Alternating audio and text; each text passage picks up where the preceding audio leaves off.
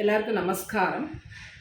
இன்றைக்கி நம்ம என்னத்துக்காக இந்த வீடியோ அப்படின்னா, செவ்வாய்க்கிழமை 28ஆம் தேதி நம்மளுக்கு கருட பஞ்சமி. கருட பஞ்சமி நாளைக்கு நாக சதுர்த்தி. இது யார் பண்ணலாம்? எல்லாரும் பண்ணலாம். எஸ்பெஷலி யார் பண்ணலாம் அப்படின்னு கேட்டாங்கன்னா, நாக தோஷம், ராகு கேது தோஷம், சர்ப்பதோஷம். அந்த ராகு கேது தோஷம் சர்ப்பதோஷம் இருக்கிறதுனால கல்யாணம் தாமதமான புத்திரபாக்கியம் இந்த மாதிரி இருக்கிறவா இந்த பிரதங்களை பண்ணுறது ரொம்ப விசேஷம். ஆடி இல்லை ஆவணி, இந்த வருஷம் ஆடி மாதத்தில் வந்திருக்கு. அன்னைக்கு பஞ்சமி ரொம்ப விசேஷம். வாராகிக்கு அப்புறம் பஞ்சமி ரொம்ப விசேஷம். கருட பஞ்சமி தான். பஞ்சமிக்கு என்ன விசேஷம் அப்படின்னு கேட்டோம்னா, எல்லா நல்ல காரியத்துக்கும் பஞ்சமி எடுக்கலாம், அது ஒரு விஷயம். அதுபோல் இந்த கருடனோட நட்சத்திரம் சுவாதி நட்சத்திரம். சுவாதி நட்சத்திரம் ரொம்ப விசேஷமான நட்சத்திரம். இந்த நட்சத்திரத்தை கல்யாணத்துக்கு த பெஸ்ட் அப்படின்னு சொல்கிறதுல நம்பர் 1 சுவாதி நட்சத்திரம் தான். சுவாதி நட்சத்திரம் தான் கருடனுக்கு உள்ளது. இதே சுவாதி நட்சத்திரத்தை தான் நரசிம்மருக்கு எல்லா கோவில்லையும் திருமஞ்சனம் பண்ணுவோம், அபிஷேகம் பண்ணுறது நரசிம்மருக்கு சுவாதி நட்சத்திரத்தை தான்.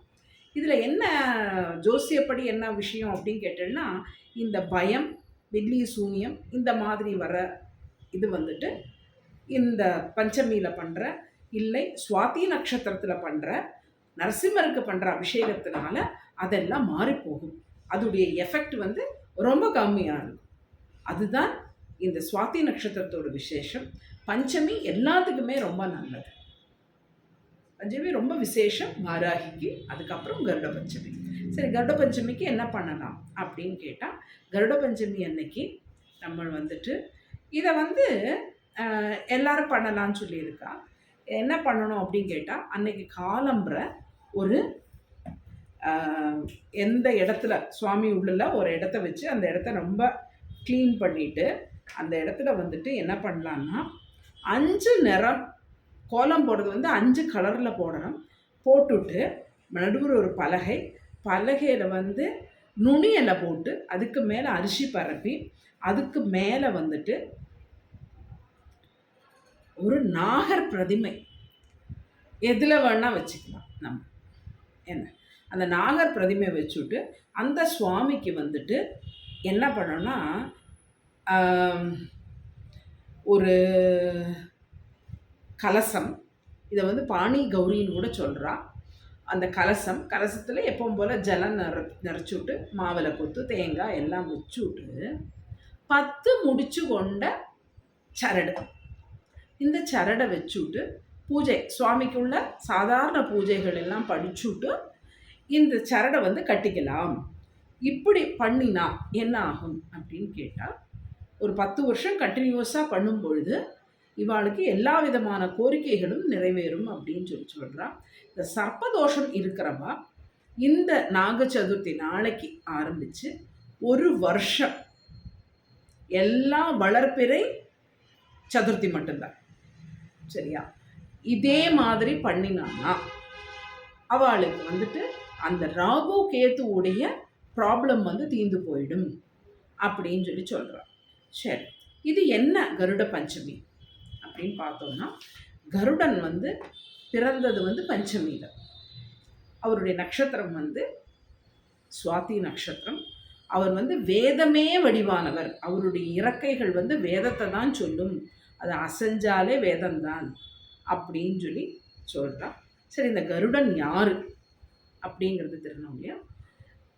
நம்மளுடைய தக்ஷ பிரஜாபதி நம்ம இது ஆரம்பிக்கும் போது ரிஷிகள் இருக்கா.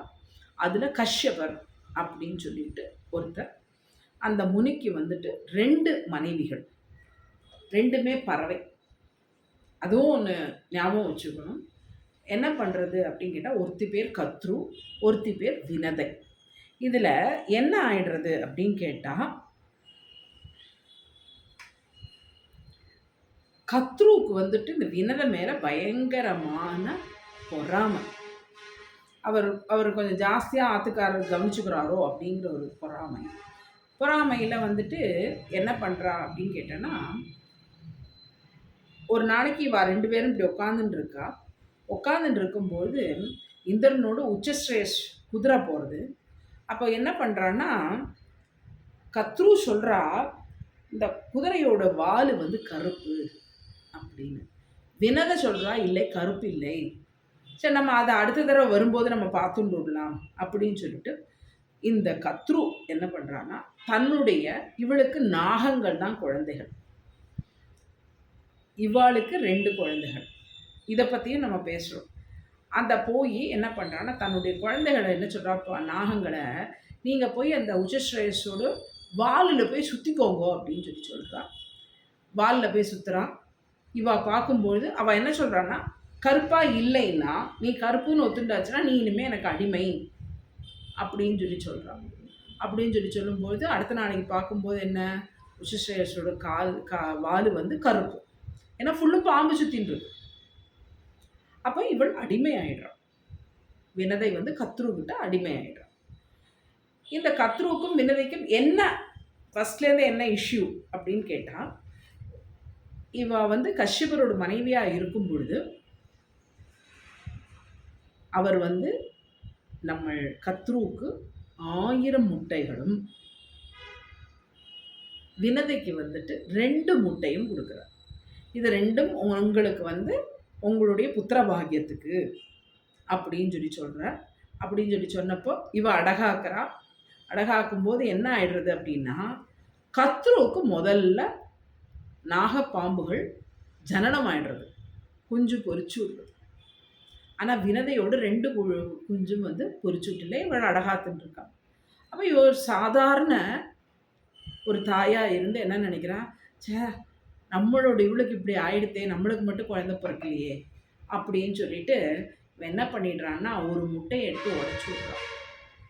உடைச்சப்போ என்ன, அந்த முட்டைக்கு வந்துட்டு பகுதி உடம்பு தான் வந்திருக்கு. அவர் தான் அருணன். இந்த அருணன் தான் சூரியனோட தேரை ஓட்டுற. அவர் பிரம்மாவை நோக்கி தவம் புரிந்து சூரியனை நோக்கி தவம் புரிஞ்சப்போ என்னுடைய இவருக்கு வந்து அவ்வளோ பலசாலி, அதனால இவர் வந்து சூரியனுக்கு தேரோட்டியாக போயிடுறார். தேரோட்டியாக போன அப்புறம் வினதன் நினைக்கிறான், நம்ம ரொம்ப தப்பு பண்ணிட்டோம், ஒரு குழந்தை இப்படி ஆகிடுத்து, இன்னொன்று இப்படி விடப்படாது அப்படின்னு சொல்லிட்டு அது எப்போ பொறிஞ்சு வருதோ அது வரைக்கும் இருக்கட்டும்னு அந்த டோட்டல் ஹேச்சிங் பீரியடில் இருந்து அந்த குழந்தையாக வர்றது தான் கருடன். அவருக்கு அவ்வளோ பலம். அப்போது தன்னுடைய அம்மா பலமாக இருந்துட்டு இந்த கருடனை பார்த்தா பாம்பெல்லாம் ஒழியணும், ஆனால் அது வந்துட்டு இவனை வந்து ஏவர் பண்ணிட்டு இருக்கு. இவருக்கு பயங்கர சங்கடம். அது சங்கடமாயிட்டு இவர் என்ன பண்ணுறாருன்னா, அம்மாட்ட போய் கேட்குறார், என்ன விஷயம் இது அப்படின்னு கேட்கும்போது இந்த கதையெல்லாம் சொல்கிறார். அப்போ அவர் போய் கத்ருட்ட கேட்குறார், எங்களுக்கு இதுலேருந்து எங்கள் அம்மை இந்த சாப விமோசனம் ஆகணும், எங்கள் அம்மா எத்தனை நாளைக்கு தான் இது பண்ணுவா, புள்ளகள் சொல்கிறா. புள்ள போய் சொல்கிறா. சொன்னோடனே அவள் என்ன சொல்கிறா, என்னோட குட்டிகளுக்கு பாம்பு குட்டிகளுக்கு வந்துட்டு அமிர்தம் வேணும் அப்படின்னு சொல்கிறா. இப்போ இவர் போனால் எடுக்க முடியும். அப்போ இவர் போகிறார். இவர் போகும்போது இந்த அமிர்தமானது எப்படி இருக்குன்னா, அஷ்டவசுக்கள் அதை சுற்றி காவல் இருக்கா. அப்படி காவல் இருக்கிற இடத்துலயாக்கும் இந்த அமிர்தம் இருக்கு. அப்போ இவர் முதல்ல இந்திரனை போய் கேட்குறார். இந்திரனை போய் கேட்டப்போ, இவாளுக்கெல்லாம் பாம்புகளுக்கெல்லாம் நம்ம கொடுத்தோம்னா அப்புறம் அவள்லாம் அமிர்தம் ஆயிட்டு அமிர்தம் கழிச்சுட்டு என்ன ஆயிடுவா அப்படின்னு கேட்டால், இவாளுக்கெல்லாம் வந்துட்டு சிரஞ்சீவி ஆயிடுவா. அப்போ யாராலையுமே ஜீவிக்க பற்றாது. என்ன இல்லாட்டியே அவளுக்கு நிறைய கொஞ்சம் கடிச்சா விஷம் ஏறிடுது, மனுஷா மரணம் ஆயிடுறா.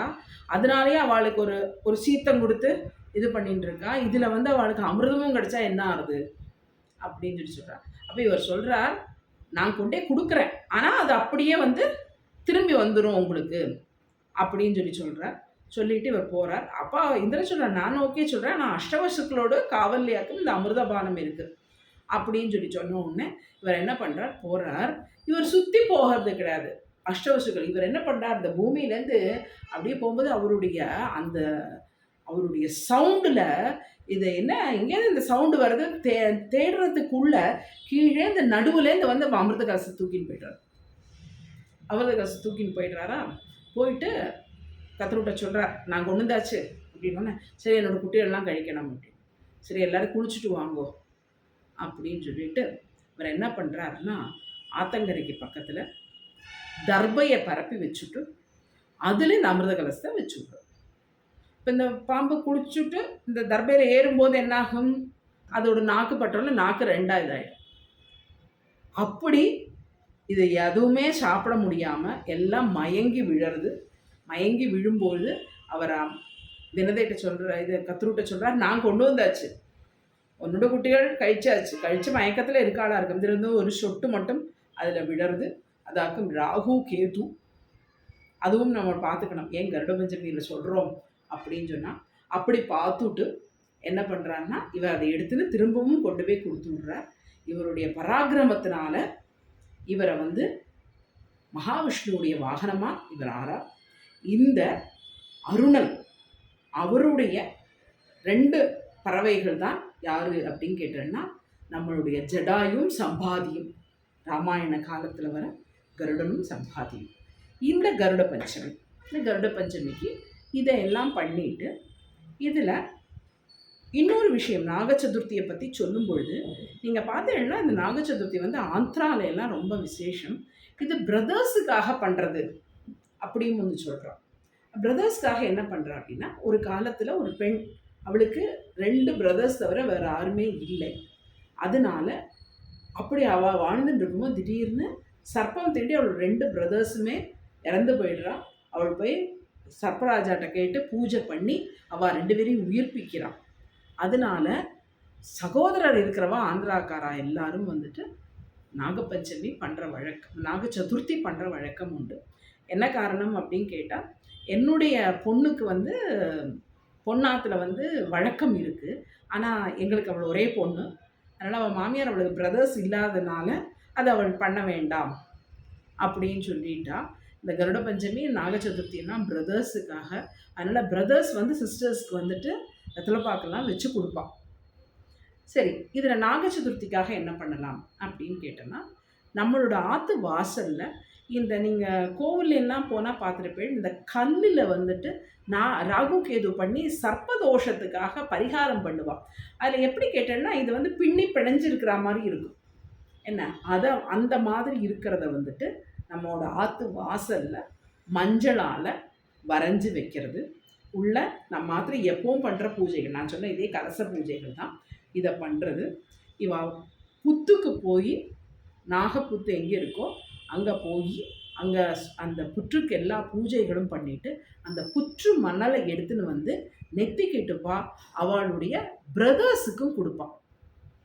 இதுதான் நாகப்பஞ்சமி, நாக சதுர்த்தி, கருட பஞ்சமி. இது 2 அடுத்தடுத்த நாளைக்கு தான் வருது.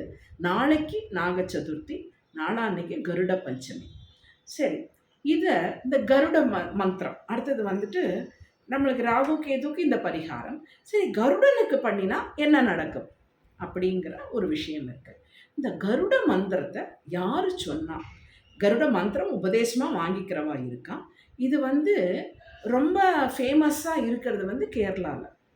இந்த விஷமுறிவு, சர்ப்பம் தீண்டி இருக்கிற விஷமுறிவு, அந்த முறிவு உள்ள வைத்தியமார் அந்த குடும்பத்தில் இருக்கிறவா எல்லாருக்கும் கருட மந்திரம் வந்துட்டு பரம்பரையாக உபதேசம் உண்டு. அவள் பண்ணி அந்த மந்திரத்தை ஜபம் பண்ணி அதை நன்னா இது பண்ணியிருக்கிறதுனால என்ன ஆகும் அப்படின்னு கேட்டால், அவள் மந்திரிச்சு விட்டால் இந்த விஷம் இறங்கிடும் அப்படின்னு சொல்லிட்டு ஒன்று சொல்கிறான். இதை பற்றி பேசும்போது இந்த கருட மந்திரம் வந்துன்னா என்ன ஆகும் அப்படின்னா, எதிரிகள் இவாகிட்ட பேச முடியாது, எதிரிகள் அகன்று போயிடுவா. சில பேருக்கு மட்டும்தான் கருட மந்திரம் இருக்குது. கருட மந்திரம் இருக்கிறது ரொம்ப நல்லது. ஆனால் அளவான பிரயோகம் எதுவுமே. என்ன கேட்டால், அவள் வந்து வைத்தியமார் எடுத்துக்கிற வைத்தியமார் வந்து அதை இது பண்ணுறா அப்படின்னா, உபாசனை பண்ணி பண்ணுறா அப்படின்னா, அவளால் அதை வந்து ஒரு சர்வீஸாக பண்ணனவா, அதுக்காக பிரதிபலன் பணம் வாங்கிக்கக்கூடாது. அப்படியே யாராவது கொடுத்தா வாங்கிக்கலாம், இவாளாக கேட்டு வாங்கக்கூடாது அப்படின்னு சொல்லி சொல்கிறான். இதை பற்றி சொல்லும்பொழுது ஒரு விஷயம் சொல்லணும்.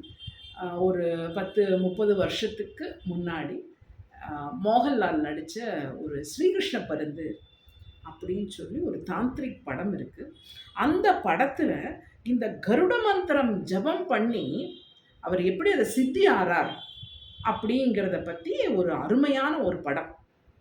படங்களை பற்றி பேசும்போது சில படங்கள் எல்லாம் வந்து நம்மளுக்கு சில மந்திரங்களை கொடுக்கறத பற்றி எல்லாமே அது சொல்லும்.